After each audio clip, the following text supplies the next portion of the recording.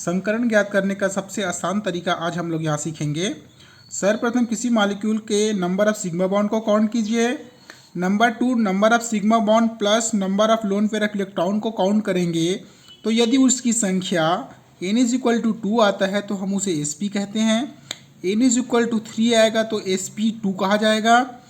n is equal to 4 होगा तो उसे sp3 कहा जाएगा। n इज इक्वल टू 5 आया तो sp3d कहा जाएगा।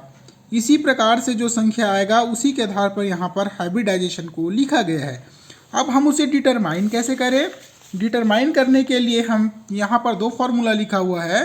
Number 1 formula n is equal to number of valence electron plus number of univalent atom plus minus charge divided by 2। इस फार्मूला के आधार पर हम संकरण को आसान ट्रिक में निकालेंगे। यहाँ पर आप लोगों को ध्यान देना होगा, यदि आयंस पॉजिटिव है देन वो नेगेटिव चार्ज हो जाएगा। इसका मतलब यदि पॉजिटिव है तो वो एक इलेक्ट्रॉन कम कर लेगा और नेगेटिव है तो एक इलेक्ट्रॉन जुड़ जाएगा। इस प्रकार से हमें ध्यान देना है फॉर्मूला के आधार पर। तो यहाँ पर हम देखते हैं, यहाँ पर एग्जाम्पल लिया गया है बेरिलियम क्लोराइड का, जिसमें बेरिलियम ग्रुप सेकेंड का है। इसका मतलब ये है इसके वैलेंस इलेक्ट्रॉन की संख्या कितनी होती है? 2। कितने यूनिवैलेंट एटम जुड़े हुए हैं? 2। तो फॉर्मूला में रखे n is equal to number of valence electron 2 plus number of univalent atom कितना है? 2। कोई चार्ज नहीं है इसलिए यहाँ पर 0 डिवाइडेड बाई 2।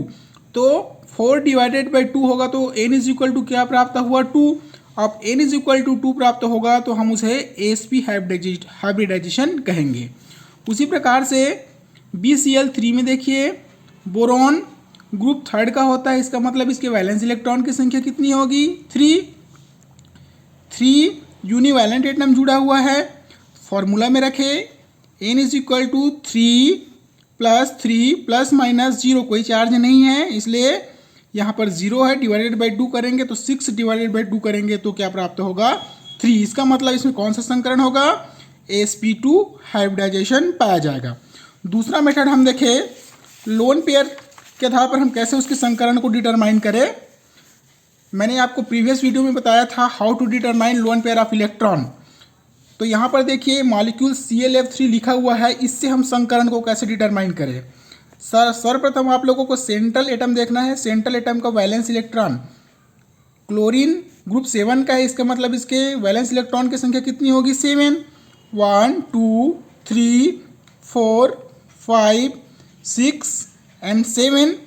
अब यहाँ पर देखना है कि जो जुड़ा हुआ जो एटम है मोनोवैलेंट है कि डाइवैलेंट है। मोनोवैलेंट है तो 1 इलेक्ट्रॉन लेगा और डाइवैलेंट है तो 2 इलेक्ट्रॉन लेगा। तो यहाँ पर देखिए फ्लोरीन 3 फ्लोरीन हो गया। उसके बाद जो बचा हुआ जो इलेक्ट्रॉन है उसे हम पेयर में कहते हैं, जो लोन पेयर ऑफ इलेक्ट्रॉन के रूप में रहता है। तो यहाँ पर 2 लोन पेयर ऑफ इलेक्ट्रॉन है। अब इसकी काउंटिंग करेंगे तो 1 2 3 4 एंड 5 होगा तो n इज इक्वल टू क्या हो जाएगा? 5। n इज इक्वल टू 5 होगा तो उसमें किस प्रकार का हाइब्रिडाइजेशन पाया जाएगा? sp3d संकरण पाया जाएगा। उसी प्रकार से PCl3 में देखिए, आपको पता है कि फॉस्फोरस में वैलेंस इलेक्ट्रॉन की संख्या 5 होती है।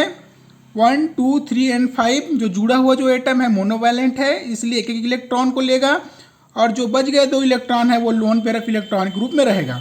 इसलिए जब इसकी काउंटिंग करोगे तो क्या होगा? 1 2 3 एंड 4। तो n इज इक्वल टू 4 हुआ तो हम इसमें संकरण क्या लिखेंगे? sp3 hybridisation.